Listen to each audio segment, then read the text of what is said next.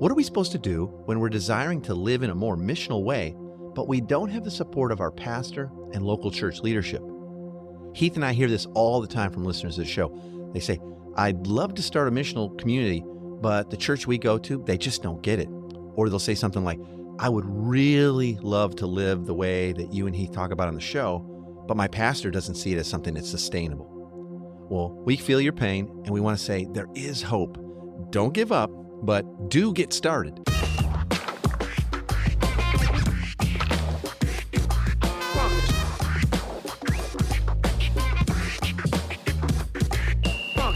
Welcome to the Everyday Disciple Podcast, where you'll learn how to live with greater intentionality and an integrated faith that naturally fits into every area of life. In other words, discipleship as a lifestyle. This is the stuff your parents, pastors, and seminary professors probably forgot to tell you.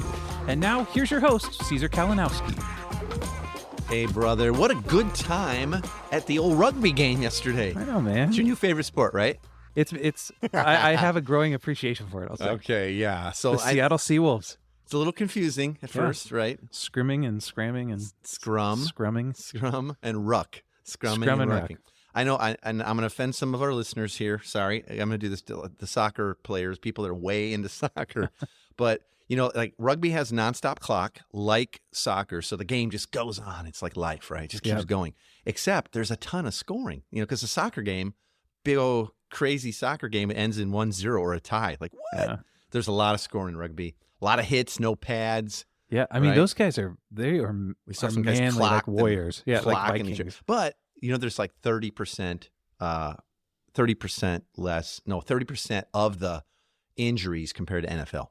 Really? Yeah, so like 70% less or something. Yeah. Oh, I didn't know that. So anyway, has nothing to do with the topic today other than life goes on continually. The game of life stops, and so does the mission. And sometimes you just get hit and knocked down. And unfortunately, it might even be by your own leaders.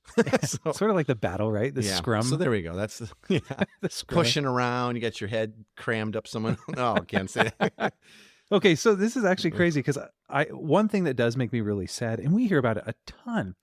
Yeah, almost like weekly. Yeah, absolutely. Is people who listen to the show that go, man, I really love what you guys are talking about on the show. I want to live that way, but my church just doesn't support that. Or we wanted to start something like that, and our church kind of said, no, we need to finance Bible studies instead. Or they're scared of it, or they see it as a fad. Yeah, they just aren't fans of this missional community. They haven't gone deep enough to understand the difference yet. Yeah. So maybe we start by giving like a general flyover of what separates like a typical American institutional church model from what we talk about when we describe a missional community. So I'm just going to go ahead. I'm just going to describe a couple thousand years of church history and reduce it down. Go for it. Well, I seriously, I have to just kind of give a bit of a knee jerk, but yeah, I think it will set the table. It's a good way to start. So when we say a typical American, or I won't even say American, typical traditional institutional church model, it's going to be much more Sunday focused. Mm-hmm. The idea is that the primary organizing structure of the church happens as the saints all come together for a worship service. Okay. And then perhaps some other things like discipleship and mission happen, and we send people out and we call them missionaries when they go overseas and all that. Sure. When we describe a missional community, it is, and that could be a whole church, and I think all churches actually should be missional communities in a sense that the only mission that we have as the church that Jesus has given us is to make disciples. And we see that in the Bible, the primary organizing structure of the church was always that. It was an oikos. It was a small group of people who were family and close family members and the people you worked with and your neighbors, and they lived together as a proclamation of the gospel, and their job was to proclaim Christ and his good news and make disciples of Jesus who made more disciples. That was their lifestyle. It wasn't like, hey, we'll meet once a week and that's our primary thing, and then we'll kind of live our own lives and see what happens. So there's a big difference between a sort of Sunday focused, right? And I'm not saying there's not good stuff, like the word is being preached, the gospel, right? Sure. And then a community or a church where the whole goal, and I believe it's Jesus' call in our life, the primary organizing structure is families on mission who make disciples who make disciples. And it's from a spreading out and multiplicational way, there's no comparison, because your average person, as we know, is not going to reproduce what they see going on Sunday. Sure. And of course, we also know, unfortunately, it's less and less successful and hard, and more people are bailing out from that. Yeah. So even from a pragmatic standpoint, smaller, lightweight communities and often still connected to a more traditional church, which is awesome. But smaller, lightweight communities of families on mission together who are making disciples in their neighborhoods and in every little walk of life.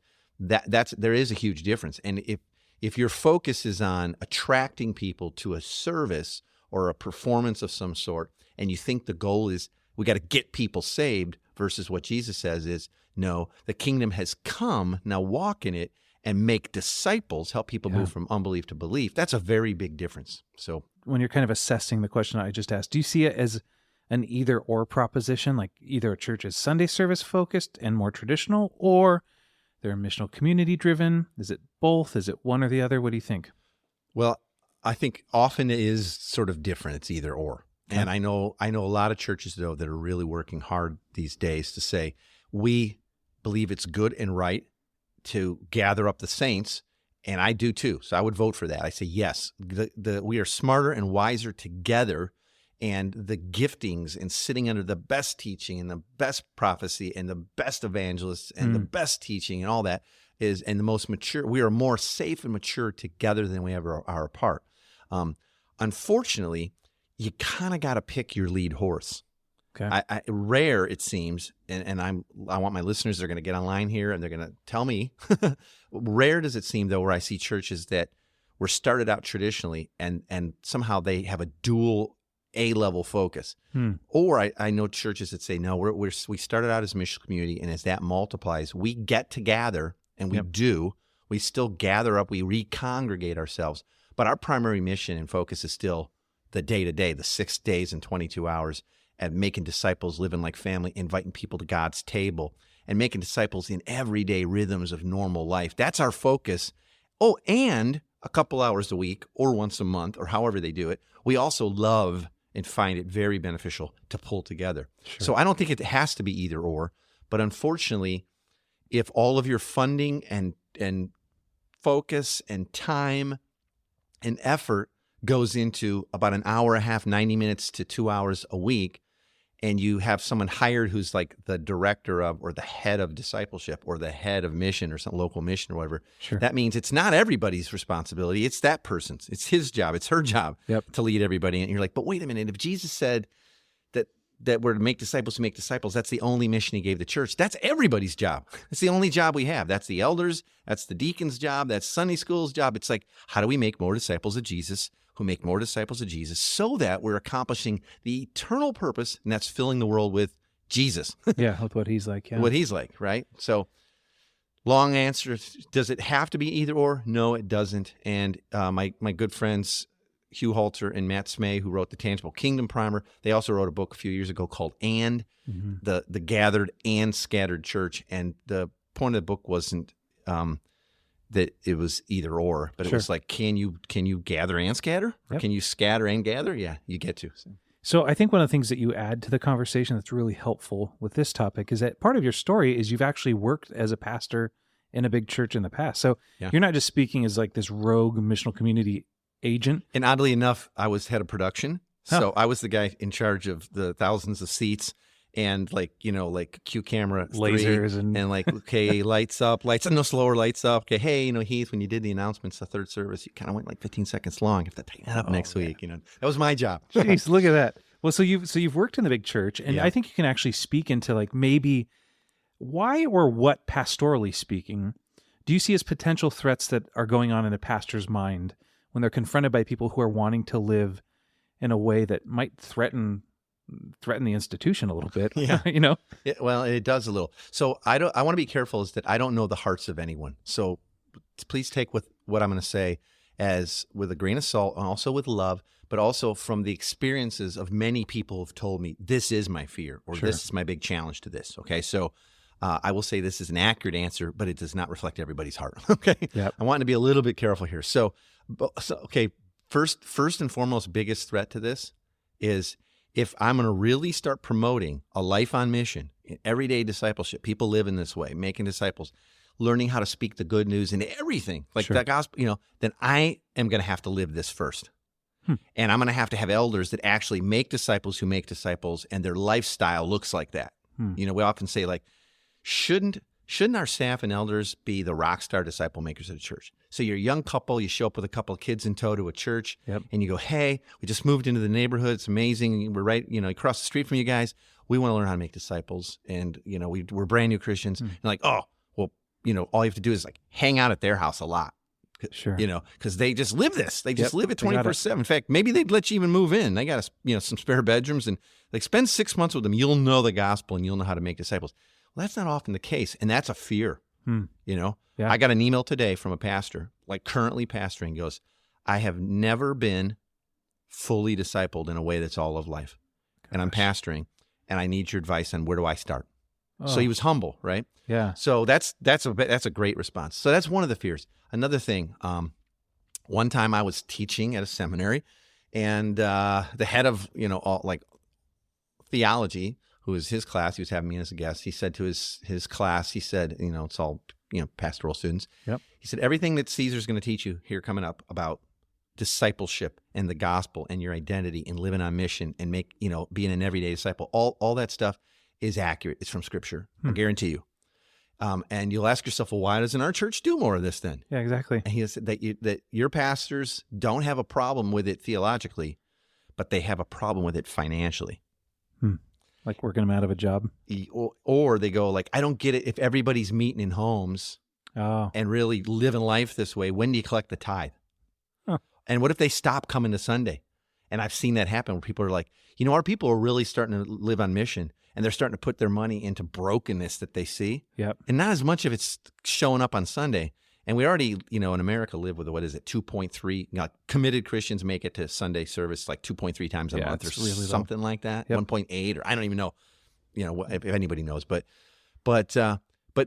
you know, I can remember my own brother-in-law as he was starting to learn some of these ways. He's like, so wait a minute, you're telling me like if you were my pastor, you would advise probably better that me and my lost buddy next door, who I've been trying to get to know forever, who finally wants to go golfing with me. But he can only do it Sunday mornings. I should probably skip the church service and take that guy golfing and love on him. Absolutely. Yeah, exactly. Exactly. What else would you do? You know, like, you know, you can hear the message online or whatever, you know, it's like, so I think those are some of the fears is like, I'm going to have to live it. And I don't know that I know how. And I'd say like, you know, like easy, give yourself a break, because you can too. And, you know, God raises up the humble. Nothing would be better for like the biggest of churches. But I have seen this, so I know some that have said, listen, I do not know how to live out the life that we're proclaiming, that Jesus commanded, that he lived. And we're doing a lot of great programs here, and we're seeing people come to faith in Christ. Hallelujah. But I'm going on a journey of how to make disciples and live this life out. And so that means we're going to start backing off of some programming. We're going to start lessening a few things that are going on. You're going to start hearing my stories change, because I'm going to be out there bumbling forward. Do you want to join me in this? And I'm sorry. So I'm repenting and I'm apologizing. You know, I've seen it, and it's a beautiful thing. And those churches do great. Really? So, yeah. So, you know, one of the things I was thinking as you were just talking was about how, even looking at the life of Jesus, it seems like he had this balance. He had his time in the temple courts, and then he also had this time on the way to different places. There was a lot of parables of like, and on his way here, Jesus was stopped by this person. So most of his ministry occurred outside of the walls of the temple or religious, maybe structured program, but there was a fair balance of both. So how would you reconcile? Yeah, at one point he says, like, why didn't you arrest me when I was at the temple teaching every day? Yeah, exactly. So that sounds like he was there. There was a lot, you know. Now, they didn't have a full-on service, I don't think, every day. I don't know. I'm not, you know, super scholar when it comes to that, but I think like what you're saying, temple courts. So he was there. Well, first off, I'd say there is some differences, just to be fair to the text. Jesus was called to the Jewish people and the lost sheep of Israel, right? And pretty much all of the Jews were pretty devout. You know, we don't know everybody's heart to every degree, obviously, right? But there is some evidence that, you know, especially the young men, they would have all memorized the Torah by the time they were 12 or 14. You know? So the cultural difference there compared to our world, where most people are not devout, is very different. So Jesus spent a lot of time called to the Jews. Where do Jews hang out? By the temple. Temple courts, So let's go there. So that was his calling, and he knew it. And so he's there, okay? But as you said, most of what we see in the text, though, was kind of along the way, and it was at meals, and it was in the normal rhythms of life, right? So we see him grounding. And by the way, we don't have like, here's the 45 sermons or here's the 100 sermons that Jesus preached in the temple. Yeah. But we have a lot of stuff of him on hillsides and at meals and along the road and all that. So that's what we work with. We see him grounding his teaching on the kingdom, meaning a present reality and who his Father was in normal everyday life and language and story as they did life together, as you pointed out.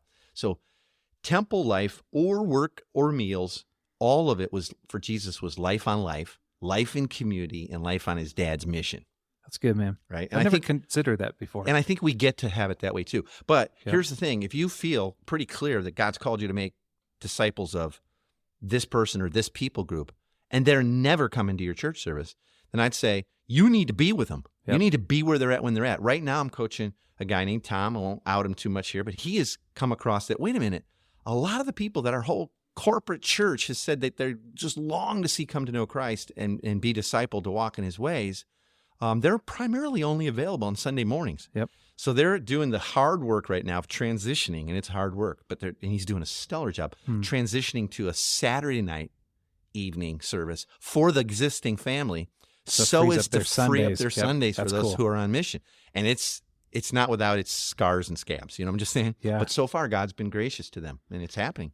You know, one of the other questions we get quite a bit is what to do if like you're in a community that's already in this sort of model, you're trying to seek the lost out. You've got a missional community started, you're getting after it, you're meeting people, you have people of peace, Hey, you got a little bit of a vision, you're moving forward, but the pastor comes along and says, hey, we need you to either stop it or disband it because it doesn't fit like our model of how we do church, or we don't have any official authority of the church, like attending that missional community every week to report back as to what's going on.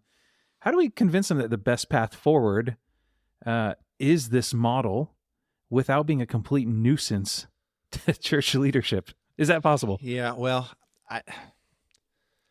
I think that has more to do with those leaders and their polity, and if they, that like you said a key, yet kind of like a word that I went, yeah. You said when you said like, well, we don't have authority in that. It's like we're not there to report back. Yeah, and I've heard that quite a bit. Oh, I have too. Yeah, that's creepy because we don't see anything like that. Where like Andrew and James and even Paul were having to like send back reports. Like they did, but it was always good news. Like, oh my God, the Greeks are coming to faith. It wasn't like, did you hear what he said? So-and-so was not there. Yeah, so and so had wine. I know they did. Like, was it on a Sabbath? Yes, it was. Yeah, exactly. Oh my goodness. So that's a little bit weird, creepy. So I think a lot of that has to do with the leaders in place. Is it our job to convince them? I think let your lives do the convincing. I'll answer it two ways. Okay. Live what God has put on your heart, and Jesus has commanded, go and make disciples. I think if I have people all the time saying like, well, we've been wanting to do this for years, but our church doesn't support it. I'm like, are they forbidding you from doing it?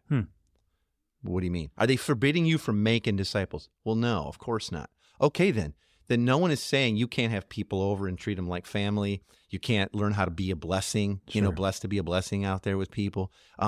That you can't find ways to share the word of God and see the gospel rooted in people's life. Like nothing's stopping you from doing that as a community. Like your time's all your own, right? Sure.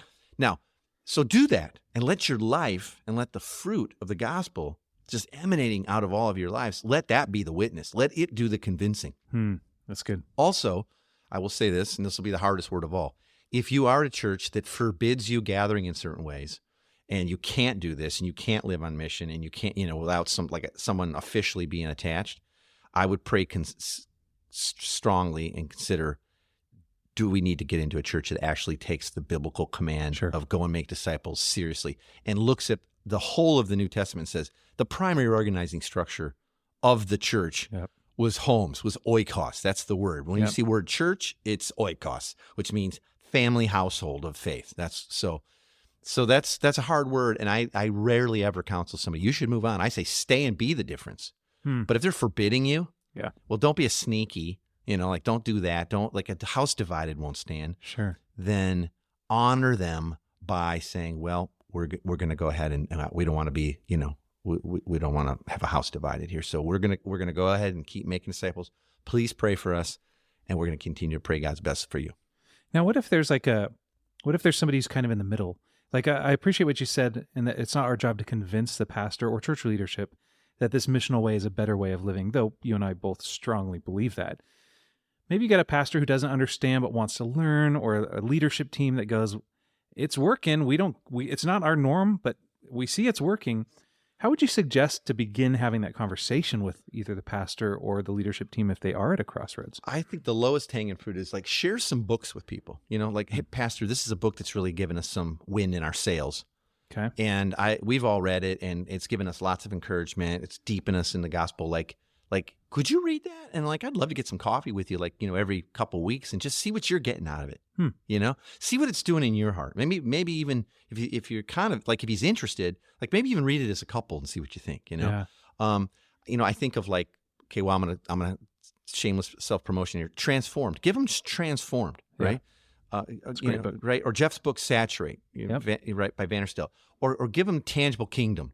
Mm-hmm. Or I've seen people do this. Hey, our group's going to be going through the gospel primer together, and I know you got your own group and you got some stuff going. Would you just join us for 8 weeks? We're going to go through this, and it's going to really put a lot of flesh on our gospel identity and how it gets lived out in the normal rhythms of everyday life. Yep. And would you just give us like 8 evenings to kind of really deeper dive into what we're doing and why, and see what the Lord says to you in that? And after that, if it still just isn't your ballywick, then fair's fair, but would you do that? I think that's kind of where they're not forbidding it, but they don't get it.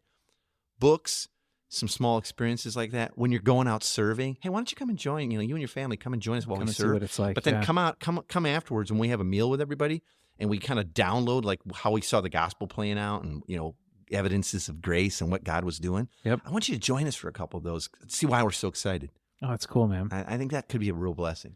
Yeah, I like you had said earlier too, like the Tangible Kingdom Primer, Gospel Primer, those are really great study guides to start with, because there's this consistent rhythm. You're gathering. It's always around a meal. Everybody does something a little bit each day. Yeah. And I think for transitioning churches, that's great. The Tangible Kingdom Primer, that's your starting point. That's a killer one. So say you're listening to this podcast and you're like, you know what? We've listened to this long enough. We want to move towards this direction. We want to figure out how to do this. What Pastor's the next not going to steps read are. the books. He said no or whatever. Yeah, but we want to learn. Doing it. Yeah. And we want something maybe a little bit deeper than just the 30-minute podcast every week. I know we've got tons of resources we like to give. Maybe you could share some of those with the listeners. Well, like I mentioned, Tangible Kingdom Primer is a great one for that transitioning, because it's 8 weeks. Everybody in the community is going to do a little bit of something every day for 8 weeks, but not together. But then you have an action day, and we've talked about eat some together. Of these resources. Same with the Gospel Primer. It's 7 days a week for 8 days. We'll put links to all that stuff in the show notes. Now, for the super serious, is, did you know, Tina and I, we do a lot of coaching where we actually disciple people who've not been discipled in this way. Now, it's not the same as if we're face-to-face, but our coaching, you get a lot of experience and you get a lot of access to us. Unlike I'm not kidding you. Like people, you see my phone blowing up right amazing, now. yeah. This is all coaching stuff going off right now because all my people Constantly I coach, happening, yeah. It's just constantly happening, right? And by the way, if you're loving what you're learning here, if this is helpful and you'd like a little more personal help, I would love to talk with you and get you some information about the coaching and the mentorship that we offer. Just go over to everydaydisciple.com/coaching, and you get a whole bunch of information and fill out the application. And then if you're approved, what we'll do is we'll send you back a whole outline of the Everyday Disciple framework where we really unpack the whole thing. So go to everydaydisciple.com/coaching to get started right now.